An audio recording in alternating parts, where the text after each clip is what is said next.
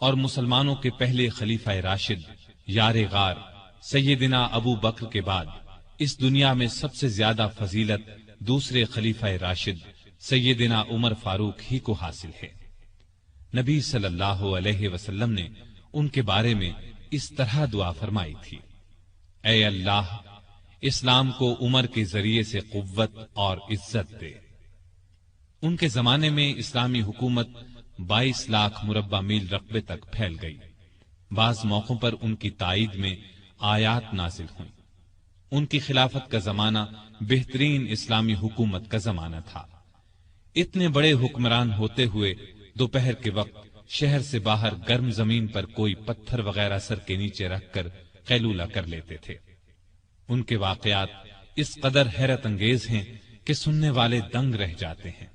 بڑے بڑے طاقتور حکمران ان کے نام سے کانپتے تھے، جبکہ خود ان کا یہ حال تھا کہ جسم پر کھردرا لباس ہوتا تھا۔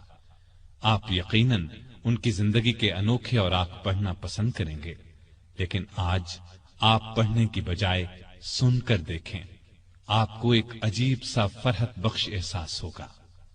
سیدنا عمر فاروق رضی اللہ عنہ ہجری سال شروع ہونے سے 40 سال پہلے 583 عیسوی یا 584 عیسوی میں مکے میں پیدا ہوئے۔ نبی کریم صلی اللہ علیہ وسلم ان سے 13 سال پہلے دنیا میں تشریف لا چکے تھے۔ والدین نے نام عمر رکھا، کنیت ابو حفص تھی، لقب فاروق تھا، یعنی حق اور باطل میں فرق کرنے والا۔ یہ لقب انہیں نبی کریم صلی اللہ علیہ وسلم نے عطا فرمایا۔ حضرت عمر کا سلسلہ نسب 8ویں پشت میں نبی کریم سے جا ملتا ہے۔ آپ نے دنیا میں آنکھ کھولی تو مکے میں قریش کی سرداری تھی۔ یہ قبیلہ اسماعیل علیہ السلام کی اولاد سے تھا۔ قریش کے آگے چل کر 10 کے قریب قبیلے بن گئے۔ ان میں نبی کریم بنو ہاشم سے تھے، ابو بکر بنو تیم سے اور عمر فاروق بنو عدی سے۔ 10 کے 10 قبیلوں کے سپرد الگ الگ کام تھے۔ مثلاً کوئی خانہ کعبہ کی دیکھ بھال کرتا تھا تو کوئی حاجیوں کو پانی پلاتا تھا، کوئی جھگڑوں کے فیصلے کرتا تھا۔ بنو عدی کے ذمے 2 کام تھے۔ قریش کو کوئی ایلچی بھیجنا ہوتا تو یہ بھیجتے تھے۔ دوسرا کام یہ تھا کہ 2 گروہوں میں جھگڑا ہو جاتا تو بنو عدی کا سردار فیصلہ کرتا تھا۔ بنو عدی کے گھر صفا اور مروہ پہاڑیوں کے درمیان میں تھے۔ عمر یہیں پیدا ہوئے اور پرورش پائی۔ ان کے والد خطاب بنو عدی کے سردار تھے۔ جس زمانے میں نبی کریم صلی اللہ علیہ وسلم نے نبوت کا اعلان کیا، خطاب فوت ہو چکے تھے۔ سیدنا عمر کے بچپن کے حالات کسی کتاب میں نہیں ملتے۔ اتنا ذکر ملتا ہے کہ بڑے ہوئے تو باپ نے اونٹ چرانے پر لگا دیا۔ اونٹ چراتے ہوئے کبھی تھک کر بیٹھ جاتے تو باپ مارا کرتا تھا۔ جوانی کی عمر کو پہنچنے تک لکھنا پڑھنا سیکھ لیا تھا۔ نبی کریم صلی اللہ علیہ وسلم نے جب اعلان نبوت کیا تو قریش میں کل 17 آدمی لکھنا پڑھنا جانتے تھے۔ ان میں عمر فاروق بھی تھے۔ اس کے علاوہ انہوں نے سپاہگری، تیغ زنی اور گھڑ سواری میں کمال حاصل کیا۔ گھڑ سواری کا حال یہ تھا کہ اچھل کر گھوڑے پر بیٹھ جاتے۔ کشتی کا فن بھی سیکھا۔ اونچے قد کے طاقتور آدمی تھے، چوٹی کے کئی پہلوانوں سے مقابلے جیتے۔ شاعر نہیں تھے، اشعار پسند کرتے تھے۔ تقریر کرنے کا ڈھنگ بھی آتا تھا۔ مزاج میں غصہ اور سختی تھی۔ جوان ہونے پر تجارت کا پیشہ اختیار کیا۔ نبی کریم نے نبوت کا اعلان کیا تو ان کی عمر 27 سال تھی۔ اس وقت قریش میں بہت اونچی حیثیت کے مالک تھے، مکے کے معزز لوگوں میں شمار ہوتا تھا۔ ان کے بھائی زید بن خطاب، بہن فاطمہ بنت خطاب اور بہنوئی سعید بن زید نے جلد ہی اسلام قبول کر لیا، لیکن عمر اپنے باپ دادا کے مذہب پر سختی سے قائم رہے، ڈٹ کر اسلام کی مخالفت کی۔ مسلمان ہو جانے والوں کو مارتے پیٹتے تھے۔ مارتے پیٹتے 6 سال گزر گئے، لیکن عمر کسی ایک انسان کو بھی اسلام سے نہ پھیر سکے۔ اس دوران میں کچھ واقعات ایسے پیش آئے جن کی وجہ سے وہ سخت الجھن میں پڑ گئے۔ کبھی اسلام کی طرف مائل ہوتے، کبھی مسلمانوں کے خلاف نفرت محسوس کرتے۔ اس کی وجہ یہ تھی کہ رسول کریم صلی اللہ علیہ وسلم کے متعلق قریش کے کافروں نے مشہور کر رکھا تھا کہ وہ جادوگر ہیں۔ اس زمانے میں ایک روز انہوں نے رسول پاک صلی اللہ علیہ وسلم کو حرم شریف کے اندر نماز پڑھتے دیکھا تو وہ آپ کے پیچھے کھڑے ہو گئے۔ اس وقت آپ صلی اللہ علیہ وسلم قرآن پاک کی سورۃ الحاقہ کی بلند آواز میں تلاوت کر رہے تھے۔ اللہ کے کلام نے ان پر بہت اثر کیا۔ انہیں یقین ہو گیا کہ آپ نہ تو جادوگر ہیں اور نہ شاعر ہیں۔ دل میں اسلام کے لیے نرم گوشہ پیدا ہو گیا، لیکن باپ دادا کا مذہب چھوڑنے پر اب بھی تیار نہ ہوئے۔ قاسم بن عثمان کی روایت میں آیا ہے کہ ایک دن طبیعت نے جوش مارا، ارادہ کیا کہ جس ہستی کی وجہ سے وہ الجھن میں ہیں کیوں نہ انہیں ختم کر دیں۔ چنانچہ ننگی تلوار ہاتھ میں لے کر نکلے۔ راستے میں ایک مسلمان نعیم بن عبداللہ مل گئے۔ انہوں نے پوچھا، خیر تو ہے؟ ننگی تلوار لیے کہاں جا رہے ہیں؟ بولے، محمد کو قتل کرنے جا رہا ہوں۔ نعیم نے کہا کہ پہلے اپنے گھر کی خبر تو لیں، آپ کی بہن اور بہنوئی مسلمان ہو چکے ہیں۔ سیدنا عمر الٹے پاؤں بہنوئی کے گھر پہنچے۔ اس وقت ان کے بہنوئی سعید بن زید اور فاطمہ بنت خطاب کے گھر میں رسول اللہ صلی اللہ علیہ وسلم کے ایک صحابی خباب بن ارت بھی موجود تھے۔ خباب بن ارت انہیں قرآن سکھا رہے تھے۔ عمر نے دروازے پر دستک دی تو خباب گھر کے ایک حصے میں چھپ گئے۔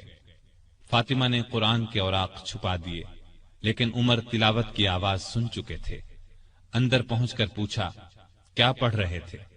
مجھے معلوم ہوا ہے کہ تم مسلمان ہو چکے ہو، اپنے باپ دادا کے مذہب سے پھر گئے ہو۔ یہ کہہ کر انہوں نے دونوں کو مارنا پیٹنا شروع کر دیا۔ بہن کے سر پر ایک لکڑی ماری، ان کے سر سے خون بہ نکلا۔ اس وقت دونوں میاں بیوی کے منہ سے نکلا، ہاں اے عمر، ہم مسلمان ہو چکے ہیں، اللہ کے رسول پر ایمان لے آئے ہیں، تم سے جو ہو سکے کر لو، اسلام تو اب ہمارے دلوں سے نہیں نکل سکتا۔ عمر نے بہن کا خون دیکھا اور یہ الفاظ سنے تو غصہ ٹھنڈا ہو گیا۔ بولے، اچھا جو تم پڑھ رہے تھے مجھے دکھاؤ۔ بہن نے اوراق انہیں دے دیے، ان پر سورہ طٰہٰ لکھی تھی۔ انہوں نے اس کو پڑھا تو بے اختیار پکار اٹھے، واہ کتنا عمدہ اور اعلیٰ درجے کا کلام ہے۔ یہ سن کر خباب بن ارت بھی باہر نکل آئے اور بولے، اے عمر، مجھے امید ہے اللہ تعالیٰ نے اپنے نبی کی دعا کو پوری کرنے کے لیے آپ کو چن لیا ہے۔ میں نے کل ہی نبی صلی اللہ علیہ وسلم کو یہ دعا کرتے سنا ہے، الہی ابو جہل یا عمر بن خطاب کے ذریعے سے اسلام کو قوت عطا کر۔ پس اے عمر، اللہ کی طرف آؤ، اللہ کی طرف آؤ۔ یہ سن کر سیدنا عمر فاروق نے کہا، مجھے محمد کے پاس لے چلو۔ نبی صلی اللہ علیہ وسلم اس وقت دار ارقم میں تھے۔ عمر رضی اللہ عنہ خباب بن ارت کے ساتھ کمر سے تلوار لٹکائے وہاں پہنچے۔ دروازے پر دستک دی۔ ایک صحابی نے اندر سے ایک جھری میں سے جھانک کر آپ صلی اللہ علیہ وسلم کو بتایا، باہر عمر تلوار کمر سے لٹکائے کھڑے ہیں، نہ جانے کس ارادے سے آئے ہیں۔ آپ کے چچا سیدنا حمزہ رضی اللہ عنہ بھی اس وقت وہاں موجود تھے۔ یہ بہت بہادر تھے، فوراً بولے، انہیں اندر آنے دو، نیک ارادے سے آئے تو ٹھیک، ورنہ انہی کی تلوار سے ان کا سر اڑا دوں گا۔ رسول اللہ صلی اللہ علیہ وسلم نے بھی فرمایا، انہیں آنے دو۔ چنانچہ دروازہ کھول دیا گیا۔ عمر اندر داخل ہوئے۔ آپ صلی اللہ علیہ وسلم اٹھ کر ان کی طرف بڑھے، ان کی چادر کو مٹھی میں دبا کر زور سے کھینچتے ہوئے فرمایا، خطاب کے بیٹے، تم کس ارادے سے آئے ہو؟ سیدنا عمر رضی اللہ عنہ نے عرض کیا، اے اللہ کے رسول، میں اللہ اور اس کے رسول پر ایمان لانے کے لیے حاضر ہوا ہوں۔ اس پر آپ صلی اللہ علیہ وسلم نے زور سے اللہ اکبر فرمایا۔ باقی مسلمانوں نے بھی اللہ اکبر کا نعرہ لگایا۔ اب عمر رضی اللہ عنہ نے کلمہ پڑھا، پھر بولے، اے اللہ کے رسول، کیا ہم حق پر نہیں ہیں؟ آپ نے فرمایا، اس ذات کی قسم جس کے قبضے میں میری جان ہے، تم لوگ حق پر ہو۔ یہ سن کر سیدنا عمر فاروق نے عرض کیا، جب ہم حق پر ہیں اور کافر غلط راستے پر، تو پھر اپنا دین کیوں چھپائیں؟ آپ نے فرمایا، اے عمر، ابھی ہماری تعداد تھوڑی ہے اور تم دیکھ رہے ہو کہ ہم کن حالات سے گزر رہے ہیں۔ سیدنا عمر نے یہ سن کر فرمایا، اس ذات کی قسم جس نے آپ کو نبی بنا کر بھیجا ہے، میں اسلام لانے سے پہلے جن لوگوں میں اٹھتا بیٹھتا تھا، اب مسلمان ہو کر ان کے سامنے جاؤں گا۔ اس پر تمام مسلمان دار ارقم سے 2 صفیں بنا کر نکلے اور کعبے کی طرف روانہ ہوئے۔ ایک صف میں عمر تھے، دوسری میں حمزہ۔ سب نے مسجد حرام میں نماز ادا کی۔ قریش نے یہ دیکھا تو طیش میں آ گئے۔ اس وقت تو کچھ نہ کہا، جب عمر تنہا نظر آئے تو ان پر حملہ کر دیا۔ انہوں نے بھی ڈٹ کر مقابلہ کیا۔ آخر کافر انہیں چھوڑ کر چلے گئے۔ یہ واقعہ نبوت کے 6 سال پیش آیا۔ ایمان لانے کے بعد 6 سال تک مکے میں رہے، پھر دوسرے مسلمانوں کے ساتھ مدینہ کی طرف ہجرت کی۔ ایسے میں کفار کو مخاطب ہو کر فرمایا، میں آج مکے سے جا رہا ہوں، کسی میں ہمت ہے تو مجھے روک کر دکھائے۔ کوئی آگے نہ آیا۔ اس طرح آپ قباء پہنچے۔ پھر نبی کریم صلی اللہ علیہ وسلم اور ابو بکر ہجرت کر کے وہاں تشریف لائے۔ مسجد قباء کی تعمیر کے بعد سب نے مدینے کا رخ کیا۔ ہجرت کے وقت سیدنا عمر فاروق کی عمر 40 سال کے قریب تھی۔ اس کے بعد وہ 23 برس اس دنیا میں رہے۔ یہ سارا زمانہ مدینے میں گزارا، مسجد نبوی کی تعمیر میں حصہ لیا۔ آپ صلی اللہ علیہ وسلم نے مہاجرین اور انصار میں بھائی چارہ کرایا تو اتبان بن مالک کو ان کا بھائی بنایا۔ انہوں نے اپنا نصف مکان انہیں دے دیا۔ عبداللہ بن زید نے خواب میں اذان کے الفاظ سنے۔ انہوں نے یہ الفاظ نبی کریم صلی اللہ علیہ وسلم کو سنائے تو آپ صلی اللہ علیہ وسلم نے سیدنا بلال کو حکم دیا، اذان کہیں۔ جو ہی انہوں نے اذان شروع کی، سیدنا عمر فاروق اپنی چادر گھسیٹتے ہوئے آئے اور بولے، اے اللہ کے رسول صلی اللہ علیہ وسلم، اس ذات کی قسم جس نے آپ کو نبی بنا کر بھیجا ہے، میں نے بھی بالکل یہی الفاظ خواب میں سنے ہیں۔ یہ سن کر آپ بہت خوش ہوئے۔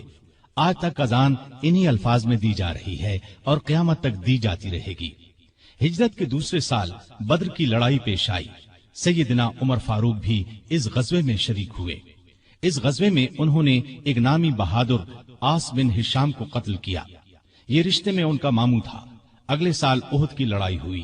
سیدنا عمر اس لڑائی میں بھی شریک ہوئے۔ بدر کی لڑائی میں عمر فاروق کی بیٹی سیدہ حفصہ بیوہ ہو گئی تھی۔ نبی کریم صلی اللہ علیہ وسلم کی خواہش پر سیدنا عمر نے ان کا نکاح آپ سے کر دیا۔ اس طرح وہ رسول کریم صلی اللہ علیہ وسلم کے سسر بنے۔ ان کی بیٹی کو مومنوں کی ماں کا درجہ حاصل ہوا۔ ہجرت کے 5ویں سال شوال میں خندق کی لڑائی پیش آئی۔ سیدنا عمر نے بھی خندق کھو دی۔ خندق کے ایک حصے کی حفاظت سیدنا عمر کے سپرد کی گئی۔ بعد میں اس جگہ ان کے نام سے مسجد تعمیر کی گئی جو آج بھی موجود ہے۔ ہجرت کے 6 سال نبی کریم صلی اللہ علیہ وسلم نے کعبے کی زیارت کا ارادہ فرمایا۔ آپ 1400 صحابہ کے ساتھ روانہ ہوئے، ان میں سیدنا عمر بھی تھے۔ حدیبیہ کے مقام پر کافروں سے جو معاہدہ ہوا تو کچھ دوسرے صحابہ کے ساتھ وہ سیدنا عمر پر بھی گراں گزرا۔ وہ رسول اللہ صلی اللہ علیہ وسلم کی خدمت میں حاضر ہوئے اور عرض کی، کیا آپ اللہ کے سچے نبی نہیں ہیں؟ آپ نے فرمایا، یقیناً میں اللہ کا سچا نبی ہوں۔ کہا، کیا ہم حق پر اور ہمارا دشمن باطل پر نہیں ہے؟ آپ نے فرمایا، ہم حق پر اور ہمارا دشمن باطل پر ہے۔ کہا، اے اللہ کے رسول، جب ہم حق پر اور ہمارا دشمن باطل پر ہے تو پھر دب کر کیوں صلح کریں؟ آپ نے فرمایا، میں اللہ کا رسول ہوں، اللہ کے حکم کے خلاف نہیں کرتا، وہی میرا مددگار ہے۔ سیدنا عمر پھر ابو بکر صدیق کے پاس گئے اور ان سے بھی یہی کہا تو انہوں نے فرمایا، اے جوان، بلا شبہ نبی کریم صلی اللہ علیہ وسلم اللہ کے رسول ہیں۔ وہ اپنے رب کی نافرمانی نہیں کر سکتے اور وہی ان کا ناصر و مددگار ہے۔ بس ان کی رکاب کو تھامے رہو، یعنی ہر معاملے میں ان کی فرما برداری کرو۔ نبی کریم صلی اللہ علیہ وسلم نے فرمایا، میں اللہ کا رسول ہوں، اللہ کے حکم کے خلاف نہیں کرتا، وہی میرا مددگار ہے۔ تب جا کر سیدنا عمر کو اطمینان ہوا۔ نبی کریم صلی اللہ علیہ وسلم واپس روانہ ہوئے تو سورہ فتح نازل ہوئی۔ آپ نے سیدنا عمر کو بلا کر اللہ تعالیٰ کا یہ ارشاد سنایا کہ ہم نے آپ کو کھلی فتح عطا کی۔ ساتھ ہی آپ نے فرمایا، مجھ پر آج ایسی صورت نازل ہوئی ہے جو مجھے اس دنیا سے زیادہ پیاری ہے۔ سیدنا عمر رضی اللہ عنہ نے حدیبیہ کی صلح کے موقع پر جو گفتگو کی تھی وہ خلوص نیت پر مبنی تھی۔ پھر بھی انہیں تمام زندگی اس بات کا افسوس رہا کہ کیوں انہوں نے اس طرح کے سوال جواب کیے۔ اس کے بدلے میں انہوں نے بہت سے روزے رکھے، کئی غلام آزاد کیے اور بہت سی نفل نمازیں پڑھی۔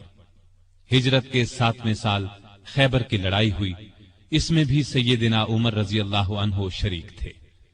ذیقعد 7 ہجری میں نبی صلی اللہ علیہ وسلم عمرے کے لیے تشریف لے گئے۔ 2000 مسلمان آپ کے ساتھ تھے۔ سیدنا عمر بھی ان میں شامل تھے۔ ذات سلاسل کی جنگ میں بھی شریک ہوئے۔ سلاسل جگہ کا نام ہے، یا اس مقام پر قبیلہ جزام کا ایک چشمہ تھا جس کا نام سلسل تھا۔ مسلمان لشکر اسی چشمے پر اترا تھا، اسی لیے اس غزوے کو ذات السلاسل کہا جاتا ہے۔ 8 ہجری 10 رمضان کو رسول اللہ صلی اللہ علیہ وسلم 10,000 ہتھیار بند صحابہ کے ساتھ مدینے سے مکے کی طرف روانہ ہوئے۔ ان میں سیدنا عمر بھی شامل تھے۔ مکے سے کچھ فاصلے پر آپ صلی اللہ علیہ وسلم نے پڑاؤ ڈالا۔ اس میدان کا نام اب وادی فاطمہ ہے۔ قریش کے سردار ابو سفیان نے 2 آدمیوں کو حالات معلوم کرنے کے لیے بھیجا۔ پھر ابو سفیان خود نبی کریم صلی اللہ علیہ وسلم کی خدمت میں حاضر ہوئے۔ ایسے میں سیدنا عمر رضی اللہ عنہ نے عرض کیا، اے اللہ کے رسول، مجھے اجازت دیں میں ابو سفیان کا سر اڑا دوں، لیکن آپ نے ایسا کرنے کی اجازت نہ دی۔ اس موقع پر ابو سفیان نے اسلام قبول کیا۔ ان کے بعد مکے کے باقی ماندہ لوگ بھی مسلمان ہو گئے۔ فتح مکہ کے بعد غزوہ حنین پیش آیا۔ اس غزوے کی ابتدا میں مسلمانوں کے پاؤں اکھڑ گئے۔ صرف رسول اللہ صلی اللہ علیہ وسلم چند صحابہ کے ساتھ میدان میں کھڑے رہے۔ ان میں سیدنا عمر بھی تھے۔ پھر سیدنا عباس رضی اللہ عنہ کی آواز پر مسلمان پلٹے اور کفار کو شکست دی۔ تبوک کی لڑائی کے لیے سیدنا عمر نے اپنے مال کا نصف حصہ نبی صلی اللہ علیہ وسلم کی خدمت میں پیش کیا۔ حجۃ الوداع کے موقع پر بھی سیدنا عمر ساتھ تھے۔ اس حج کے بعد ہی آپ صلی اللہ علیہ وسلم اس دنیا سے رخصت ہوئے۔ سفر 11 ہجری میں آپ صلی اللہ علیہ وسلم نے اسامہ بن زید کو اسلامی لشکر کا سپہ سالار مقرر کیا اور حکم دیا کہ جا کر رومیوں سے موتا کی لڑائی کا بدلہ لیں۔ موتا کی لڑائی ہجرت کے 8ویں سال میں ہوئی تھی۔ اس میں اسامہ کے والد زید اور بہت سے صحابہ رضی اللہ عنہم شہید ہو گئے تھے۔ چنانچہ آپ نے یہ لشکر روانہ فرمایا۔ اس میں بڑے بڑے صحابہ کے ساتھ سیدنا عمر بھی شریک تھے۔ آپ صلی اللہ علیہ وسلم نے رحلت فرمائی تو سیدنا عمر رضی اللہ عنہ کو آپ کی وفات کا یقین ہی نہیں آتا تھا۔ وہ یہ اعلان کر رہے تھے، جو شخص یہ کہے گا کہ رسول اللہ صلی اللہ علیہ وسلم نے وفات پائی ہے، میں اس کی گردن اڑا دوں گا۔ پھر ابو بکر رضی اللہ عنہ کے سمجھانے پر یقین آیا کہ نبی صلی اللہ علیہ وسلم رحلت فرما چکے ہیں۔ آپ صلی اللہ علیہ وسلم کی وفات کے بعد خلافت کے مسئلے پر مسلمانوں میں اختلاف پیدا ہوا تو اس موقع پر سیدنا عمر نے ابو بکر رضی اللہ عنہ کا نام خلافت کے لیے سب کے سامنے رکھا۔ سبھی نے اس سے اتفاق کیا۔ ابو بکر کے بارے میں سیدنا عمر کے یہ الفاظ ہیں، ابو بکر رسول اللہ صلی اللہ علیہ وسلم کے صحابی ہیں، غار کے ساتھی ہیں، یہ تمام مسلمانوں سے زیادہ تمہارے معاملات کے والی ہونے کے حقدار ہیں۔ خلیفہ بننے کے بعد سیدنا ابو بکر نے سب سے پہلے اسامہ بن زید کا لشکر روانہ فرمایا۔ یہ لشکر نبی کریم صلی اللہ علیہ وسلم کی شدید علالت کی وجہ سے مدینہ سے باہر مقام جرف پر ٹھہر گیا تھا اور پھر وفات کی وجہ سے روانہ نہ ہو سکا تھا۔ اس موقع پر سیدنا ابو بکر نے اسامہ بن زید سے کہا کہ سیدنا عمر فاروق رضی اللہ عنہ کو ان کے پاس چھوڑ جائیں، کیونکہ ان کے مشوروں کی ضرورت پڑے گی۔ اسامہ بن زید نے خوشی سے یہ بات منظور کی۔ ابو بکر کی خلافت 2.25 برس رہی۔ تمام عرصے میں سیدنا عمر ان کے خاص مشیر رہے۔ اس دوران میں سیدنا عمر نے سیدنا ابو بکر کو مشورہ دیا کہ قرآن کو ایک جگہ جمع کر دیا جائے۔ انہوں نے یہ مشورہ اس لیے دیا کہ یمامہ کی لڑائی میں قرآن مجید کے حافظ بہت سے صحابہ شہید ہو گئے تھے۔ آخر یہ کام زید بن ثابت، سیدنا عمر اور بہت سے دوسرے صحابہ رضی اللہ عنہم کی مدد سے مکمل ہوا۔ جمادی الاولی 13 ہجری میں سیدنا ابو بکر سخت بیمار ہو گئے۔ بچنے کی امید نہ رہی تو انہوں نے خلافت کے بارے میں چند بڑے بڑے صحابہ سے مشورہ کیا۔ خود انہوں نے سیدنا عمر کا نام تجویز کیا۔ بعض صحابہ نے اس پر کہا کہ وہ مزاج کے بہت سخت ہیں، इस पर अबू बकर ने फरमाया, जब उन पर खिलाफत का बोझ पड़ेगा तो नर्म हो जाएंगे। इस तरह तमाम मुसलमानों का सैयदना उमर की खिलाफत पर इत्तिफाक हो गया। सैयदना अबू बकर ने आखिर वक्त में सैयदना उमर को ये वसीयत की कि इराक में मुसलमान ईरानियों से लड़ रहे हैं, उनके लिए फौरन मदद भेजी जाए। इस वसीयत के बाद 22 जमादियुल उखरा को सैयदना अबू बकर ने वफात पाई। तमाम मुसलमानों ने खुशी से सैयदना उमर की बैत कर ली। इस तरह वो मुसलमानों के दूसरे खलीफा राशिद बने। खलीफा बनते ही उन्होंने अबू बकर की वसीयत के मुताबिक इराक की तरफ एक लश्कर रवाना किया। अबू उबैदा रज़ियल्लाहु अन्हु को लश्कर का सालार मुकर्रर फरमाया और इस तरह मुसलमानों की अजीमुश्शान फुतूहात का सुनहरी दौर शुरू हुआ। इराक, मदाइन, हुलवान, जजीरा, खूजिस्तान, नहावन, अस्फहान, Hamdan, Azerbaijan, तब्रिस्तान, Armenia, Fars, करमान, Khorasan, Sistan, Makran, दिमश्क, hymns, लाजिकिया, यरमूक, क़िनसरीन, हलब, Antakya और बैतुल मक़दिस फतह हुए। बैतुल मक़दिस की फतह का वाक़या कुछ इस तरह है कि मुजाहिदीन इस्लाम ने करीबन 3 साल में सारा शाम फतह कर लिया। अब फलस्तीन के सिर्फ 2 बड़े शहर रह गए थे, बैतुल मक़दिस जिसे यरूशलेम भी कहा जाता है और कैसारिया। उस जमाने में फलस्तीन शाम ही का हिस्सा था। 16 हिजरी में मुसलमानों ने दूसरी लड़ाइयों से फारिग होकर बैतुल मक़दिस का मुहासरा कर लिया। इस शहर में इब्राहीम अलैहिस्सलाम, इसहाक अलैहिस्सलाम, सुलेमान अलैहिस्सलाम, ईसा अलैहिस्सलाम और दूसरे नबियों की बहुत सी यादगारें हैं। रसूलुल्लाह सल्लल्लाहु अलैहि वसल्लम की भी मेराज के सफर में पहली मंजिल यही थी। मुसलमानों का पहला किबला भी यही था। न सिर्फ यहूदी और ईसाई बल्कि मुसलमान भी इसकी बहुत इज्जत करते थे और करते हैं। मुसलमानों ने जब बैतुल मक़दिस का मुहासरा किया तो शहर के बाशिंदों ने शहर के दरवाजे बंद कर लिए। चंद दिन तो इस तरह गुजरे, फिर उन्होंने मुसलमानों के सिपह सालार अबू उबैदा बिन जर्राह को पैगाम भेजा कि हम शहर मुसलमानों के हवाले करने के लिए तैयार हैं, लेकिन शर्त यह है कि मुसलमानों के खलीफा खुद यहाँ आएं और सुलह का मुआहदा करें। अबू उबैदा बिन जर्राह ने ये बात सैयदना उमर को लिख भेजी। खलीफा सानी सैयदना उमर ने सहाबा से मशवरा करके वहां जाने का फैसला किया। आपने रजब 16 हिजरी में हजरत अली रज़ियल्लाहु अन्हु को अपना कायम मकाम बनाया और रवाना हो गए। उस वक्त दुनिया के बड़े बड़े हुक्मरान उनका नाम सुनकर कांपते थे, लेकिन अपने वक्त के सबसे बड़े हाकिम के सफर का हाल ये था कि चंद बुजुर्ग सहाबा के सिवा उनके साथ कोई नहीं था। फौज, न खेमे, न कारे, न झंडे, एक ऊंट पर सवार थे। उस पर सत्तू और खजूर के 2 थैले लादे हुए थे। एक तरफ पानी की मश्क लटक रही थी। रास्ते में खाने का वक्त आता तो सब मिलकर खा लेते। आपका लिबास बहुत मामूली सा था। बैतुल मक़दिस के करीब पहुंचे तो सहाबा ने मशवरा दिया कि लिबास तब्दील कर ले। कीमती पोशाक पेश की, लेकिन आपने वो लिबास पहनने से इनकार कर दिया और फरमाया, अल्लाह ने हमें जो इज्जत दी है वो इस्लाम की वजह से है और हमारे लिए यही काफी है। गरज इसी हालत में शहर में दाखिल हुए। ईसाइयों ने शहर आपके हवाले कर दिया। मुसलमानों ने वहां एक मस्जिद बनाई, उसका नाम मस्जिद उमर रखा। ये आज भी मौजूद है और अब तक मस्जिद उमर कहलाती है। 14 हिजरी में मुसलमानों ने हिम्स को फतह कर लिया था। 17 हिजरी को रोम के बादशाह हिरकल ने हिम्स मुसलमानों से छीनने के लिए समुंदर के रास्ते फौज भेजी। इस फौज ने हिम्स का मुहासरा कर लिया। जजीरे के लोगों ने भी हिरकल को ऐसा करने पर उकसाया था। चुनाचे जजीरे से भी 30,000 फौज आकर हिरकल की फौज से मिल गई। सैयदना अबू उबैदा बिन जर्राह रजी अल्लाह अन्हु ने इन हालात की इत्तिला सैयदना उमर फारूक को भेजी तो उन्होंने उनकी मदद के लिए मजीद फौज रवाना की। दूसरी तरफ सुहैल बिन अदी की सरकर्दगी में एक फौज जजीरे की तरफ रवाना कर दी। खुद भी मदीने से चलकर दिमश्क आ गए ताकि नजदीक से तमाम हालात पर नजर रख सकें। सुहैल बिन अदी जजीरे की तरफ बढ़े तो जजीरे से हिम्स की तरफ रवाना होने वाली फौज को अपने घर की फिक्र पड़ गई। वो हिरकल की फौज का साथ छोड़कर वापस जजीरे चले गए। उधर अबू उबैदा बिन जर्राह ने खालिद बिन वलीद के मशवरे से शहर से निकलकर हिरकल की फौज पर हमला कर दिया।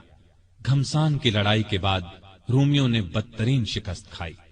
4,000 रोमियों ने इस्लाम कबूल कर लिया, 4,000 मारे गए और बाकी भाग निकले।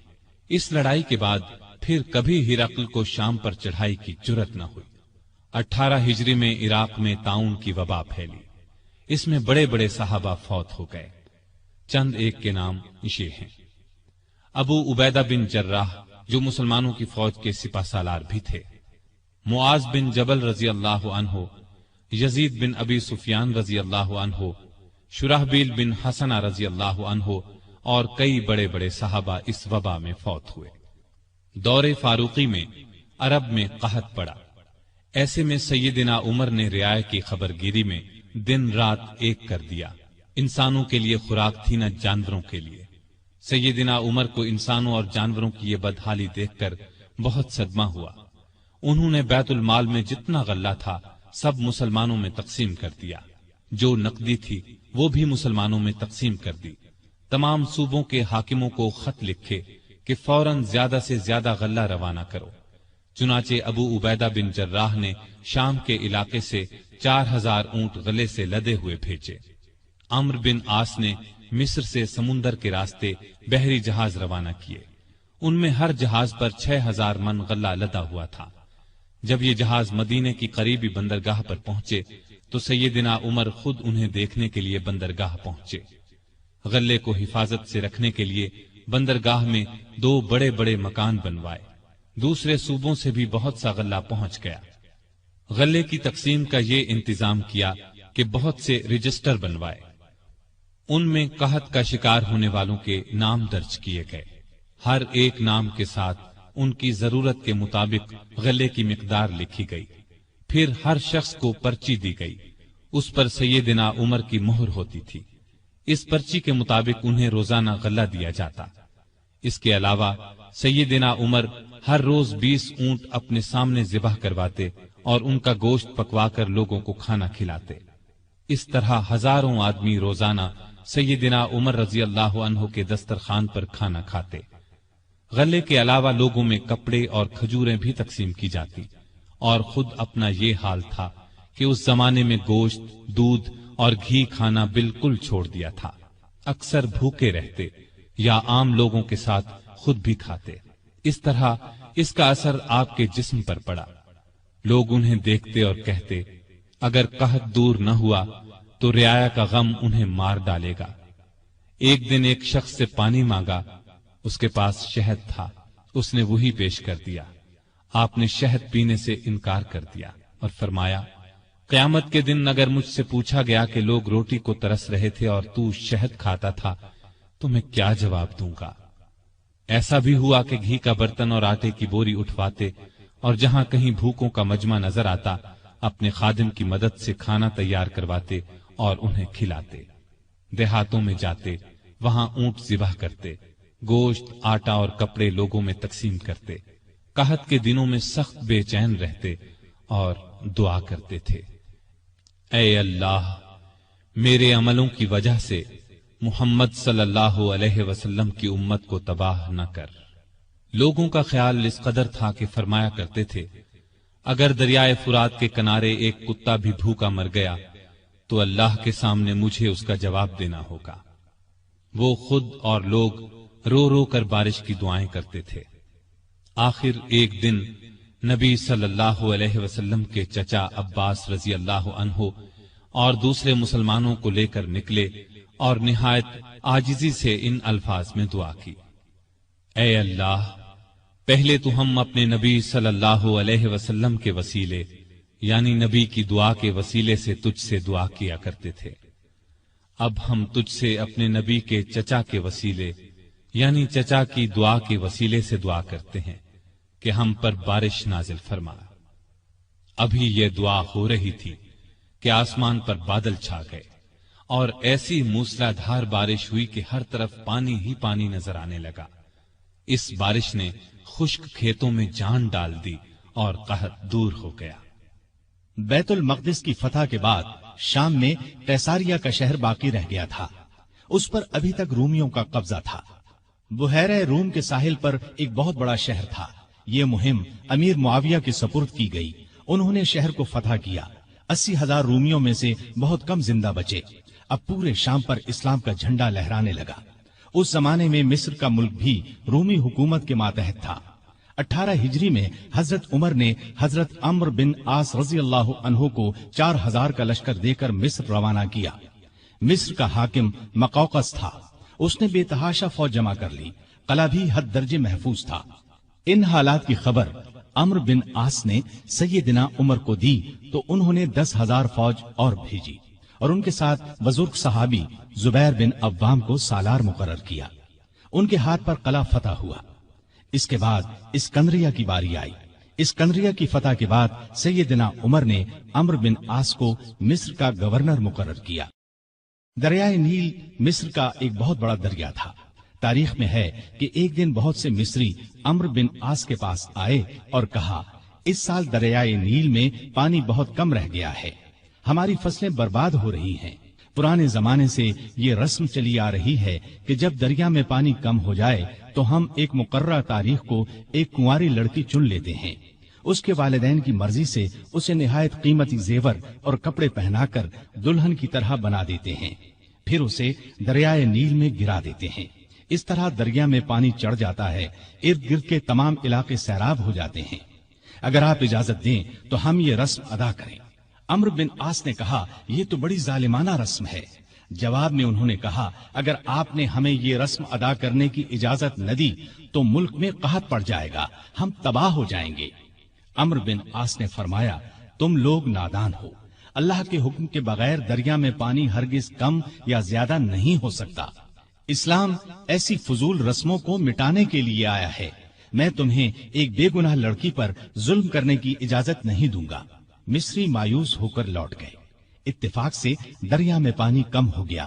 لوگ قحط کے ڈر سے وطن چھوڑنے کی تیاری کرنے لگے۔ سیدنا عمرو بن عاص نے یہ سارا قصہ سیدنا عمر کو لکھ بھیجا۔ انہوں نے جواب میں لکھا، الحمدللہ، آپ نے مصریوں کو بالکل ٹھیک جواب دیا۔ اسلام واقعی ایسی فضول رسموں کو مٹانے کے لیے آیا ہے۔ میں ایک خط بھیج رہا ہوں، اس کو دریائے نیل میں ڈال دینا۔ عمرو بن عاص نے خط کو دریا میں ڈالنے سے پہلے اس کی عبارت پڑھی۔ اس کے الفاظ یہ تھے، اے نیل، اگر تو اپنے اختیار سے بہہ رہا ہے تو مت بہہ، اور اگر تو اللہ تعالیٰ کے حکم سے بہہ رہا ہے تو میں اللہ تعالیٰ کے حضور دعا کرتا ہوں کہ وہ تجھے پہلے کی طرح زیادہ پانی کے ساتھ جاری کر دے۔ یہ رقعہ دریا میں ڈال دیا گیا۔ دوسرے دن جب مصر کے لوگ سو کر اٹھے تو انہوں نے اللہ کی قدرت کا عجیب نظارہ دیکھا۔ دریا کا پانی کئی گز اوپر چڑھ گیا تھا، کناروں سے نکل کر ارد گرد کے علاقوں کو سیراب کر رہا تھا۔ اتنا زیادہ پانی اس میں کبھی نظر نہیں آیا تھا۔ یہ نظارہ دیکھ کر ہزارہا مصری مسلمان ہو گئے اور وہ ظالمانہ رسم ہمیشہ کے لیے ختم ہو گئی۔ سیدنا عمر رضی اللہ عنہ کے دور میں اسلامی حکومت 22 لاکھ مربع میل تک پھیل گئی۔ اس میں عرب کے علاوہ عراق، ایران، مصر، فلسطین، بحرین، آرمینیا، آذربائیجان، سیستان وغیرہ بہت سے ملک شامل تھے۔ اتنے بڑے ملک کا انتظام سیدنا عمر نے بہت خوبی سے کیا۔ اسلامی سلطنت کو صوبوں میں تقسیم کر دیا، پھر ہر صوبے کو بہت سے ضلعوں میں تقسیم کیا۔ عام طور پر ایک صوبے میں 10 سے لے کر 20 تک ضلع ہوتے تھے۔ ملک کا انتظام صحابہ کرام رضی اللہ عنہم کے مشورے سے کرتے تھے۔ مشورہ کرنے کے لیے انہوں نے ایک مجلس بنائی۔ اس میں سوجھ بوجھ رکھنے والے بڑے بڑے جلیل القدر صحابہ شامل تھے۔ اس مجلس کو مجلس شورا کہا جاتا تھا۔ اس کے اجلاس مسجد نبوی میں ہوتے تھے۔ ہر صوبے کا ایک گورنر مقرر کیا جاتا تھا۔ خود بالکل سادہ زندگی بسر کرتے تھے۔ یہی ہدایت گورنروں کو تھی۔ عہدے داروں کی نگرانی خود کرتے تھے۔ حج کے زمانے میں چاروں طرف سے آئے ہوئے لوگوں سے ان کے گورنروں کے حالات پوچھتے۔ لوگ بے دھڑک شکایت کرتے۔ لوگوں کے سامنے اس قسم کا خطبہ دیتے، لوگوں، تم پر جو لوگ حاکم مقرر کیے گئے ہیں وہ اس لیے نہیں بھیجے گئے کہ تمہیں ماریں پیٹیں اور تمہارا مال چھین لیں، بلکہ انہیں میں اس لیے بھیجتا ہوں کہ وہ تمہیں رسول اللہ صلی اللہ علیہ وسلم کے طریقے سکھائیں۔ اگر کسی نے اس کے خلاف کیا ہے تو مجھ سے بیان کرو، تاکہ میں اس کا بدلہ لوں۔ لوگوں کو عام اجازت تھی کہ وہ کسی وقت بھی اپنی شکایت پیش کر سکتے تھے۔ ایک مرتبہ مصر کے ایک غریب شخص نے شکایت کی کہ گورنر کے بیٹے نے بلا وجہ اسے پیٹا ہے۔ آپ نے باپ بیٹے کو بلوا لیا۔ جب دونوں آ گئے تو سیدنا عمر نے اس غریب کو کوڑا دے کر فرمایا، جتنے کوڑے اس نے تمہیں مارے تھے اتنے ہی تم اسے مارو۔ اس غریب نے کوڑے مارنے شروع کیے۔ جب تعداد پوری ہو گئی تو عمر نے فرمایا، اب 2-4 کوڑے گورنر کو بھی مارو، لیکن اس غریب نے ایسا کرنا پسند نہ کیا۔ جزیرے کے گورنر کے بارے میں اطلاع ملی کہ وہ باریک لباس پہنتے ہیں، دروازے پر دربان بھی مقرر کر رکھا ہے۔ آپ نے انہیں فوراً بلوا لیا، ان کے کپڑے اتروا کر بالوں کا بنا ہوا کرتا پہنا دیا اور بکریوں کا ایک ریوڑ منگوا کر انہیں حکم دیا کہ جنگل میں جاؤ اور ان بکریوں کو چراؤ۔ گورنر کا نام ایاز بن غنم تھا۔ وہ رسول اللہ صلی اللہ علیہ وسلم کے صحابی تھے، ایک صوبے کے گورنر تھے۔ اس لیے جب انہوں نے کہا کہ وہ آئندہ ایسا لباس نہیں پہنیں گے تو عمر نے انہیں معاف کر دیا اور عہدے پر واپس بھیج دیا۔ ایاز بن غنم جب تک زندہ رہے موٹا لباس پہنتے رہے، پھر انہوں نے کبھی باریک لباس پہنا نہ دروازے پر دربان رکھا۔ خالد بن ولید رضی اللہ عنہ اسلام کے بہت بڑے جرنیل تھے۔ انہوں نے 20 لڑائیاں لڑی، بڑی بڑی حکومتوں کے لشکر ان کے مقابلے میں نہ ٹھہر سکے۔ سیدنا عمر کے زمانے میں جب خالد بن ولید فتوحات پر فتوحات حاصل کر رہے تھے تو عین اس حالت میں عمر نے انہیں سپہ سالاری سے معزول کر دیا۔ جب لوگوں نے وجہ پوچھی تو انہوں نے فرمایا، مسلمان یہ خیال کرنے لگے تھے کہ یہ فتوحات خالد بن ولید کی وجہ سے ہو رہی ہیں، جبکہ فتوحات ہمیں اللہ تعالی کی مہربانی سے ہو رہی ہیں۔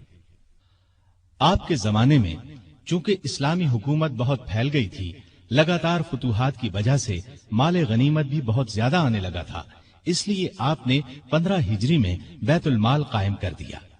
اس میں زکوٰۃ، خراج، جزیہ، مال غنیمت وغیرہ جمع ہوتا تھا اور مسلمانوں میں تقسیم کیا جاتا تھا۔ یتیموں، غریبوں اور بیواؤں کو اس میں سے وظیفے دیے جاتے تھے۔ ضرورت مندوں کو قرض بھی دیا جاتا تھا۔ جنگی ضروریات پر بھی خرچ کیا جاتا تھا۔ آمدنی اور خرچ کے معاملے میں حد درجہ احتیاط کرتے تھے۔ سیدنا عثمان نے ایک دن انہیں چلچلاتی دھوپ میں بھاگتے دیکھا۔ پوچھنے پر انہوں نے بتایا کہ بیت المال کا ایک اونٹ گم ہو گیا ہے، اس کو تلاش کر رہا ہوں۔ بحرین سے ایک مرتبہ مشک آیا، یہ انتہائی قیمتی خوشبو تھی۔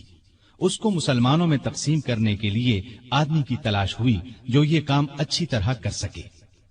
سیدنا عمر کی زوجہ محترمہ عاتقہ نے کہا کہ یہ کام میں کر سکتی ہوں۔ سیدنا عمر نے فرمایا، نہیں، میں تمہیں اس کی اجازت نہیں دے سکتا، اس لیے کہ تمہاری انگلیوں پر جو مشک لگ جائے گا وہ تم اپنے کپڑوں پر لگا لو گی، اس طرح عام مسلمانوں سے زیادہ تمہارے حصے میں آئے گا۔ ایک مرتبہ بیمار ہو گئے، لوگوں نے علاج کے طور پر شہد تجویز کیا۔ بیت المال میں شہد موجود تھا لیکن آپ نے لینا گوارا نہ کیا۔ آخر لوگوں کو جمع کیا گیا، جب سب نے اجازت دے دی تب شہد دیا۔ آپ نے عدل و انصاف کا بہترین نمونہ دنیا کو دکھایا۔ اللہ سے ڈرنے والے قاضی مقرر کیے، ان کی تنخواہیں مقرر کی، انہیں حکم دیا کہ تمام فیصلے قرآن اور حدیث کے مطابق کیے جائیں۔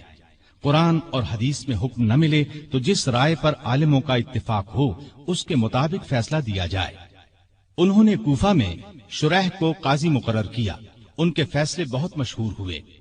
امیر المومنین کے خلاف بھی فیصلے دے دیتے تھے۔ سیدنا علی نے بھی انہیں اپنے دور میں قاضی کے عہدے پر قائم رکھا۔ قبیلہ غسان کے بادشاہ جبلہ نے اسلام قبول کر لیا۔ وہ حج کرنے کے لیے آیا، اس کی چادر پر ایک غریب بدو کا پاؤں آ گیا۔ اس نے بدو کو زور سے تھپڑ دے مارا، بدو کی ناک کی ہڈی ٹوٹ گئی۔ وہ سیدنا عمر کی خدمت میں حاضر ہو گیا، انصاف کا طلبگار ہوا۔ سیدنا عمر نے جبلہ کو بلا بھیجا، وہ حاضر ہوا تو آپ نے اسے کہا، تم نے اس غریب مسلمان سے زیادتی کی ہے، لہذا بدلہ دو۔ یہ غریب تمہیں اس جگہ تھپڑ مارے گا جس جگہ اس کے منہ پر تھپڑ لگا ہے۔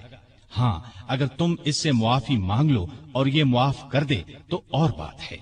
جبلہ نے کہا، مجھے ایک دن کی مہلت دی جائے تاکہ میں غور کر سکوں۔ जबला को एक दिन की मोहलत मिल गई। वो वहां से फरार होकर शाम चला गया और दोबारा ईसाई मजहब इख्तियार कर लिया। एक मर्तबा हज के मौके पर एक शख्स ने गवर्नर की शिकायत की कि उसने मुझे बेकसूर 100 कोड़े मारे हैं। सैयदना उमर रज़ियल्लाहु अन्हु ने शिकायत दुरुस्त पाई तो हुक्म दिया, तुम भी इसे 100 कोड़े मारो। एक ईसाई किसान ने शिकायत की कि उसके खेतों से मुसलमान फौज गुजरी है जिससे उसका नुकसान हुआ है। आपने बैतुल माल से उसे 10,000 दिरहम देने का हुक्म दिया। सैयदना उमर फारूक ने आम लोगों को मना कर दिया कि वो शरीयत के किसी मसले पर अपना फैसला दें। इस काम के लिए उन्होंने फतवे जारी करने का महकमा कायम किया। फतवे देने वाले बुजुर्गों के नाम ये हैं: सैयदना उस्मान, सैयदना अली, सैयदना अब्दुर्रहमान बिन औफ, सैयदना उबय बिन काब, सैयदना मुआज बिन जबल, सैयदना जैद बिन साबित, सैयदना अबू दरदा, सैयदना अबू हुरैरा रज़ियल्लाहु ताला अन्हुम। सैयदना उमर रज़ियल्लाहु ताला अन्हु ने पुलिस का महकमा कायम किया। रियाया की खबरगिरी रखने के लिए रातों को गश्त लगाया करते थे। मुल्क शाम के सफर से लौट रहे थे कि एक बुढ़िया नजर आई। उससे पूछा कि बड़ी भी उमर के बारे में कुछ मालूम है? वो बोली, हां, सुना है शाम गया हुआ है। अल्लाह उससे समझे, आज तक उसने मुझे फूटी कौड़ी तक नहीं दी। उसे मालूम नहीं मैं कितनी तंगी से गुजारा कर रही हूं। सैयदना उमर ने यह सुनकर फरमाया, बड़ी भी तुमने जाकर उमर को अपना हाल बताया? बुढ़िया ने कहा, अगर उसे रियाया का हाल मालूम नहीं तो खिलाफत क्यों करता है? सैयदना उमर फारूक रजी अल्लाह अन्हो ये सुनकर रो पड़े। फिर उससे पूछा, तुम क्या लेकर उमर को मुआफ कर सकती हो? उसने कहा, अगर मुझे 25 दीनार मिल जाएं तो मुआफ कर दूंगी। आपने उसी वक्त उसे 25 दीनार दे दिए। वो खुश होकर दुआएं देने लगी, अल्लाह उमर को मुआफ करे, उस पर अपनी रहमत नाजिल करे। बाद में सैयदना उमर रजी अल्लाह अन्हु ने उसका वजीफा मुकर्रर फरमा दिया। एक रात गश्त के दौरान में चंद बच्चों के रोने की आवाज सुनी। मालूम हुआ कि बच्चे भूखे हैं और मां ने उन्हें बहलाने के लिए हांडी में सिर्फ पानी डालकर आग जला रखी है। आप उसी वक्त खादिम असलम के साथ बैतुल माल गए। आटा, गोश्त, घी और खजूरें निकालकर खादिम से फरमाया, ये तमाम चीजें मेरी कमर पर रख दो। असलम ने अर्ज किया, आप क्यों तकलीफ करते हैं, मैं उठा लेता हूं।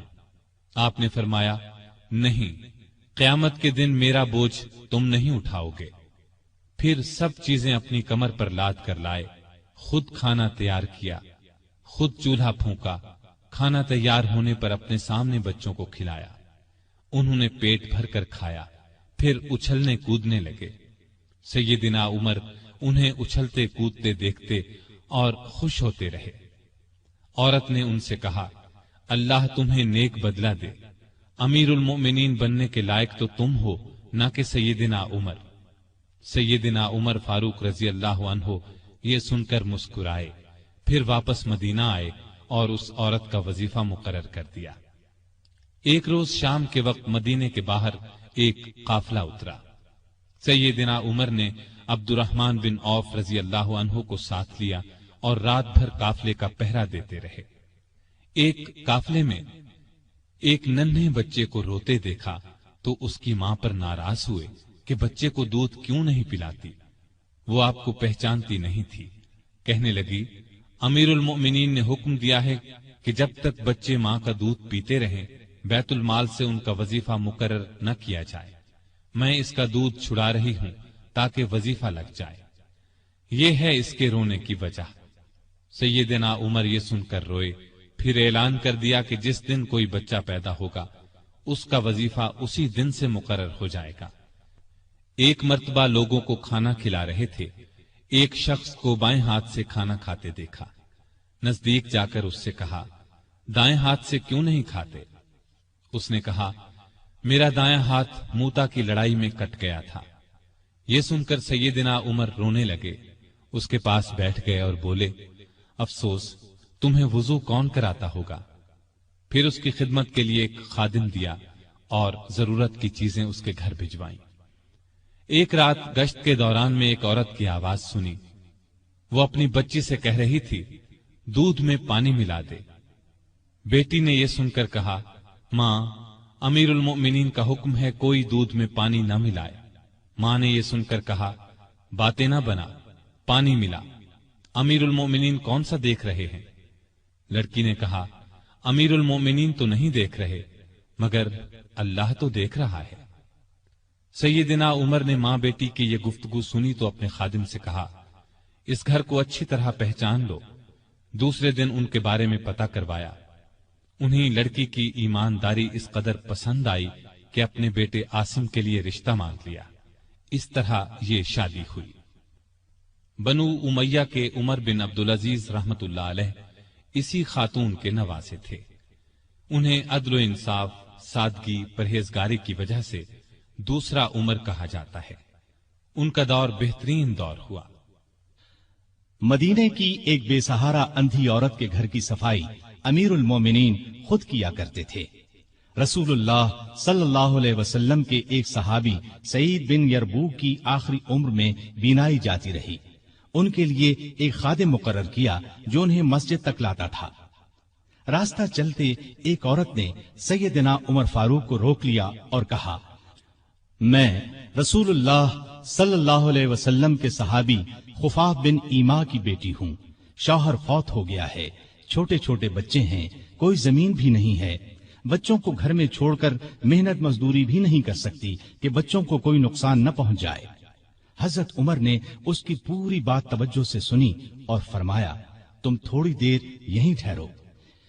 یہ کہہ کر گھر گئے۔ واپس لوٹے، ایک موٹے تازے اونٹ پر بہت سا سامان لدا ہوا ساتھ لائے۔ اس پر کپڑے اور نقد رقم بھی تھی۔ اس عورت سے فرمایا، یہ اونٹ لے جاؤ، جب ختم ہو جائے تو بتا دینا۔ جہاد پر جانے والے مسلمانوں کے گھر والوں کا بہت خیال رکھتے تھے۔ ان کے گھروں میں جا کر ان کی عورتوں سے کہتے، تمہیں بازار سے کچھ منگوانا ہو تو میں لا دیتا ہوں۔ بیوہ عورتوں کا پانی بھر دیتے۔ مجاہدین کے خط آتے تو یہ خط خود ان کے گھروں میں پہنچاتے، ان سے جواب لے کر مجاہدین کو بھجواتے۔ بیت المال سے حاجت مندوں کو دیتے۔ راستوں میں چوکیاں بنوائیں تاکہ رستے محفوظ ہو جائیں۔ شہروں میں مہمان خانے بنوائے۔ ملک میں جگہ جگہ نہریں کھدوائیں جن سے آپاشی آسان ہو گئی۔ سڑکیں اور پل بنوائے۔ نئے شہر بسائے۔ قریباً 4000 مسجدیں تعمیر کروائیں۔ حرم کعبہ کو وسیع کروایا۔ مسجد نبوی کو وسیع کروایا۔ مردم شماری کا نظام رائج کیا۔ سکہ جاری کیا۔ سن ہجری قائم کیا۔ جنگوں کا سلسلہ بڑھا تو فوجی نظام قائم کیا۔ فوجیوں کی تنخواہیں مقرر کی۔ مجاہدین کے بیوی بچوں اور غلاموں کے لیے وظیفے مقرر کیے۔ فوج کو 2 حصوں میں تقسیم کیا۔ ایک باقاعدہ فوج جو ہمیشہ محاذوں پر رہتی تھی، دوسری رضاکار فوج۔ یہ لوگ عموماً گھروں میں رہتے تھے، ضرورت پڑنے پر انہیں محاذ پر بھیجا جاتا۔ ان کی تنخواہیں باقاعدہ فوج سے کم تھیں۔ ملک میں جگہ جگہ فوجی چھاونیاں قائم کی۔ چھاونیوں کے ساتھ استبل تعمیر کروائے۔ ان میں 4-4 ہزار گھوڑے تیار رہتے تھے۔ اونٹ بھی موجود رہتے۔ فوج کے ساتھ خزانچی، طبیب، جراح، غنیمت کے مال کا حساب رکھنے والے، دوسری زبانیں جاننے والے اور دشمن کی جاسوسی کرنے والے بھی رہتے تھے۔ فوج کی تعلیم کا بھی انتظام کیا۔ فوج کو یہ ہدایات تھیں کہ دشمن سے جو عہد کرو اس کو پورا کرو۔ بچوں، عورتوں، بوڑھوں اور راہبوں کو قتل نہ کرو۔ مال غنیمت میں خیانت نہ کرو۔ آبادیوں کو ویران نہ کرو۔ پھلدار درختوں کو نہ کاٹو۔ جو لوگ جنگ میں قیدی بنا لیے جائیں انہیں ان کے قریبی رشتہ داروں سے جدا نہ کرو۔ لڑائی میں مارے جانے والوں کے ہاتھ پاؤں، ناک کان نہ کاٹو۔ قرآن اور حدیث کی تعلیم عام کر دی۔ سیدنا عمر خود بہت بڑے فقیہ تھے۔ انہوں نے تمام علاقوں میں فقیہ مقرر کیے۔ لوگ ان سے دینی مسائل پوچھتے تھے۔ ان کے زمانے میں اسلام کی بہت اشاعت ہوئی۔ غیر مسلموں سے اچھے سلوک کی وجہ سے بھی اسلام بہت تیزی سے پھیلا۔ انصاف کا دامن کسی قیمت پر نہیں چھوڑتے تھے۔ شام میں مسلمانوں کو مسجد بنانے کے لیے ایک زمین کی ضرورت پیش آئی۔ زمین ایک یہودی کی تھی۔ مسلمانوں نے زمین اس سے خریدنا چاہی لیکن یہودی نے انکار کر دیا۔ مسلمانوں نے زبردستی زمین پر قبضہ کر کے مسجد بنا لی۔ یہودی نے سیدنا عمر سے شکایت کی۔ سیدنا عمر فاروق نے حکم دیا کہ مسجد ناجائز طریقے سے بنائی گئی ہے، اسلام اس کی اجازت نہیں دیتا، مسجد کو گرا کر زمین یہودی کو دے دی جائے۔ چنانچہ زمین یہودی کو واپس دے دی گئی، اس نے اس جگہ اپنا مکان بنا لیا۔ سیدنا عمر فاروق رضی اللہ عنہ دعا کیا کرتے تھے کہ اے اللہ، مجھے اپنی راہ میں شہادت نصیب فرما، مجھے اپنے رسول کے شہر میں موت دے۔ خلافت کی 11ویں سال اللہ تعالیٰ نے ان کی یہ دونوں دعائیں پوری کر دیں۔ ذی الحج 23 ہجری میں حج کے لیے مکہ گئے۔ آپ جب حجر اسود کو بوسہ دیتے تو کہتے تھے، اے حجر اسود، میں جانتا ہوں کہ تو ایک پتھر ہے، تو نہ نفع دے سکتا ہے اور نہ نقصان۔ اگر میں نے رسول اللہ صلی اللہ علیہ وسلم کو تیرا بوسہ لیتے ہوئے نہ دیکھا ہوتا تو میں تیرا بوسہ نہ لیتا۔ یہ سیدنا عمر کی توحید کا کمال نمونہ ہے۔ حج سے فارغ ہو کر اس مہینے کی آخری تاریخوں میں واپس لوٹے۔ جمعے کے دن مسجد میں خطبہ دیا جو بہت طویل تھا۔ اس میں لوگوں کو بہت نصیحتیں کی۔ اس خطبے میں آپ نے ایک خواب کا ذکر کیا اور فرمایا، میں سمجھتا ہوں میری موت کا وقت آ پہنچا ہے۔ اس کے ساتھ ہی خلافت کے بارے میں کچھ ایسی باتیں بیان کی جن سے معلوم ہوتا تھا کہ آئندہ ہونے والے خلیفہ کے بارے میں پریشان ہیں۔ مدینے میں مغیرہ بن شعبہ کا ایک غلام تھا، یہ ایرانی تھا، اچھا کاریگر تھا۔ اس کا نام ابو لؤلؤ فیروز تھا۔ ایک دن سیدنا عمر سے شکایت کی کہ میں دن بھر کام کر کے جو کچھ کماتا ہوں، میرا آقا اس میں سے بہت زیادہ رقم لے لیتا ہے، اس میں کمی کرا دیں۔ سیدنا عمر نے پوچھا، تم کون سا کام جانتے ہو؟ اس نے کہا، میں لوہار بھی ہوں، بڑھئی بھی ہوں اور بیل بوٹے بھی بنانا جانتا ہوں۔ سیدنا عمر نے دریافت کیا، تمہارا آقا تم سے روزانہ کتنی رقم لیتا ہے؟ اس نے کہا، 2 درہم روزانہ۔ اس پر سیدنا عمر نے فرمایا، تم جو کام جانتے ہو اس کے مقابلے میں تو یہ رقم زیادہ معلوم نہیں ہوتی۔ اس پر ابو لؤلؤ ناراض ہو کر چلا گیا۔ اگلے دن ابو لؤلؤ فجر کی نماز سے پہلے مسجد میں چھپ کر بیٹھ گیا۔ سیدنا عمر لوگوں کو نماز پڑھانے لگے تو اس نے کونے سے نکل کر 2 دھاری خنجر سے امیر المؤمنین پر 6 وار کیے اور پھر صفوں میں کھڑے مسلمانوں کو زخمی کرتا باہر بھاگا، لیکن مسلمانوں نے پکڑ لیا۔ اس پر اس نے وہی خنجر اپنے پیٹ میں جھونک لیا اور مر گیا۔ ادھر امیر المؤمنین شدید زخمی ہو گئے۔ انہوں نے عبد الرحمن بن عوف رضی اللہ عنہ کا ہاتھ پکڑ کر اپنی جگہ کھڑا کر دیا، خود زمین پر گر پڑے۔ لوگوں نے نماز سے فارغ ہو کر دیکھا، جن مسلمانوں کو ابو لؤلؤ نے زخمی کیا تھا ان میں سے 7 دم توڑ چکے تھے، باقی بہت زیادہ زخمی نہیں ہوئے تھے۔ البتہ سیدنا عمر کی حالت نازک تھی۔